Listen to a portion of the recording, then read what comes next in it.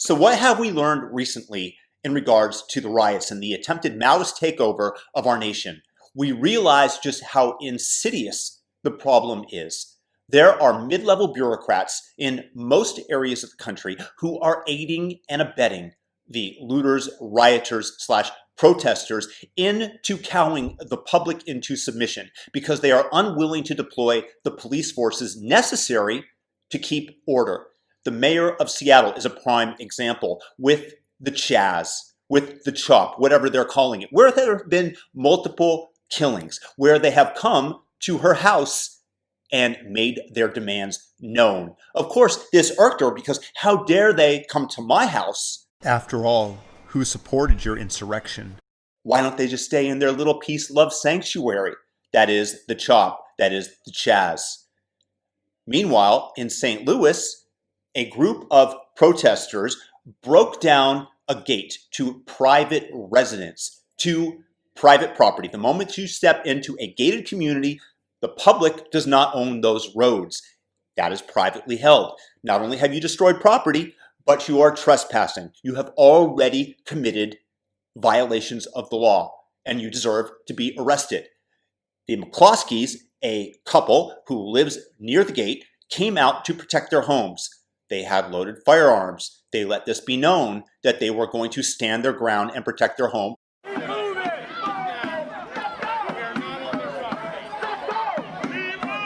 They were told that they would kill their dog, that they would kill them, that they would burn down the home. They stood their ground. So what happens? Do they just allow this to take place? Do they go after the protesters, quote unquote, as they should for having violated the laws, having broken down private property, having broken down their gate, having trespassed? No, they want to go after the McCloskeys. The same circuit attorney for St. Louis, Kim Gardner, who had previously declined to prosecute people that were arrested during the St. Louis riots slash protests. But the people that were arrested in this case were rioters, people that had looted, people that had thrown stuff at the police. But she decided to dismiss their charges because of insufficient evidence, she claimed.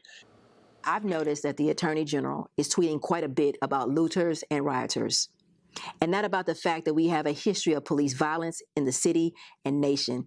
And that has caused people to take to the streets yet again to demand for accountability and change in our criminal justice system. Yet in this case, because the McCloskeys decided to defend themselves, she wants to go after them. I am disturbed by the events that occurred over this weekend, where there were peaceful protesters who were met with guns and a violent assault. We must protect the rights to peacefully protest, and any attempts to chill it through intimidation or use of force will not be tolerated. Since learning of these events over this weekend, I've worked with the public and the police to investigate these tragic events. I will use every extent of Missouri law to hold individuals accountable. Like, you bust down my door, surround me, threaten to beat me up, and I put up my fist to protect myself, let you know I'm willing to throw a punch, and I'm the one prosecuted for defending myself. What the hell are we doing? We have mid-level bureaucrats that are completely on board with this Maoist takeover of our nation, that are cowing the public, preventing them under penalty of prosecution. And let that be known to everybody else out there who would dare to defend their property, that if you try to do so, we will prosecute you.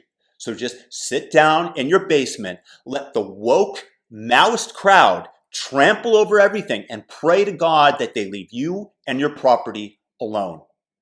If not, we'll prosecute them. And then, despite the fact that they damaged the gate, they completely busted down the gate, they were trespassing on private roads, we're not going to call that out. We're going to still call it, like the media does, a mostly peaceful protest. And if they were to loot and do whatever else, we're going to dismiss those charges because there won't be sufficient evidence. But don't you dare defend yourself, or we're coming after you. This cannot stand. We are literally going to tear down the structures that hold us together. Defund the police. See how that's going in Seattle. Tell the police to stand down and then prosecute people that defend themselves. Either we are going to civil war or we are going to have a Maoist takeover of our nation, a complete rewrite of the United States, and our history in the future will be absolutely dismal. We cannot let Kamala Harris under the Trojan horse that Joe Biden is, the fanciful, older, senile Democrat who will pave the way for the first woke female president of the United States to come in and allow this to take fully hold. We must stand up and we've got to resist this. And the time to speak up is now. There is no more time to wait. We are already on the precipice. Pushback begins now. The mob grows and they grow and they grow. And the more that we stand down, the more power they gain. This is just yet another example, and they are being aided and abetted by these mid-level Maoist bureaucrats.